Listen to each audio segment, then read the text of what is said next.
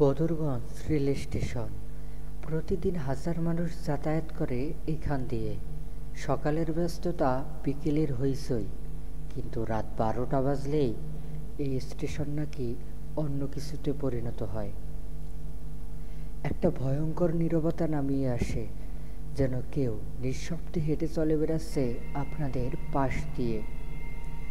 আপনারা শুনছেন the Yasin show. আর আজ শুক্রবার রাত ঠিক 12টা। আজ রাতটা শুধু ভয় নয়, আজ রাতটা অতীতের এক অমীমাংসিত মৃত্যুর ডাক।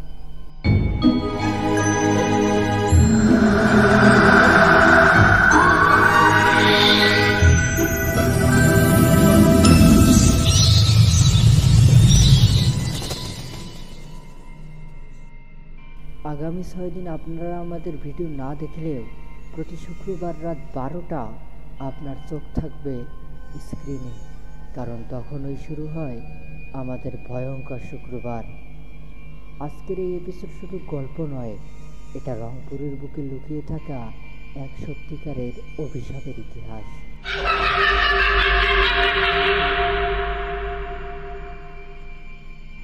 1997 সালের এক বৃষ্টি ভেজা রাতে বদরগঞ্জ রেল স্টেশনে ছিল মাত্র 2 জন মানুষ, একজন হকার আর একজন নাম না জানা যাত্রী। রাত তখন প্রায় 11:30। ঢাকার দিক থেকে আসছিল ডাউন ট্রেন। হঠাৎ হকারের চোখে পড়ে প্ল্যাটফর্ম নম্বর 2-এ এক নারী দাঁড়িয়ে আছে, সাদা শাড়ি, হাত ভর্তি লাল চুড়ি। কিন্তু ব্যাপারটা অদ্ভুত লাগলো, কারণ তখন প্ল্যাটফর্মে ঢোকার গেট বন্ধ ছিল। আর সবচেয়ে ভয়ঙ্কর বিষয়, সেই নারীকে হকার সাহেব আজ রাতে দেখেছিলেন হুবহু একই রকম। এই মহিলাকে কিভাবে আসে? প্ল্যাটফর্মের গেট বন্ধ থাকা অবস্থায় কেউ উত্তর দিতে পারে না, এমনকি কেউ খুঁজেও পায় না।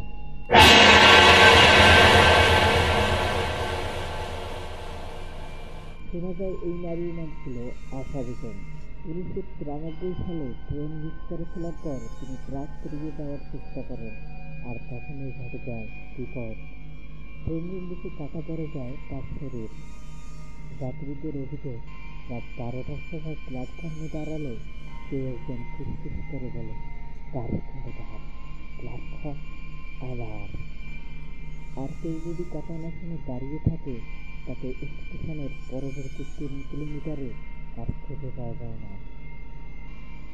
একবার এক টিকিট কালেক্টর বলেছিলেন, আমি জানি সব গুজব, আমি ভয় পাই না।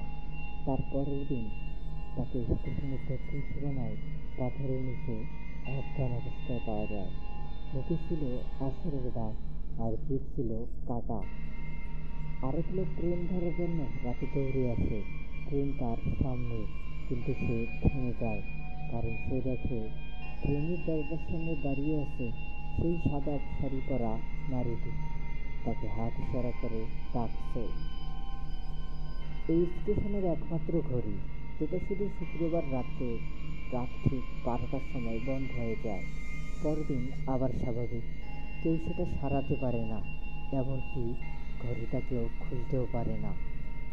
লোকজন বলে এই স্টেশন বাঁচিয়ে রেখেছে কিছু আত্মা, আর কেউ কেউ শুধু ফিরে এসে বলে, আমি তো কাউকে ডাকিনি।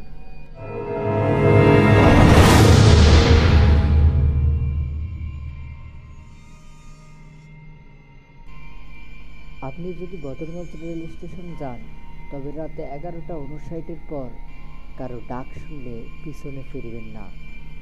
আর আপনারা দেখছেন দ্য ইয়াসিন শো। যদি সাহস থাকে তাহলে চোখ রাখুন আমাদের চ্যানেলে, প্রতিদিন রাত ঠিক 12টায়। 7 দিন আমরা নীরব থাকি, কিন্তু শুক্রবার আমরা ফিরি ভয় নিয়ে। সাবস্ক্রাইব করতে ভুলবেন না, কারণ পরের শুক্রবার আমরা নিয়ে আসছি রংপুরের এমন এক রাস্তাকে ঘিরে কাহিনী, যেখানে রাত হলে গাড়ির টায়ার গলে যায় আর রাস্তায় নাকি একটা পা ছাড়া শিশু হামাগুড়ি দেয়। আমরা গল্প বলি না, আমরা সেই ইতিহাস বলি যেগুলো মানুষ চেপে রাখে, আর ভূতেরা তা ভুলতে চায় না।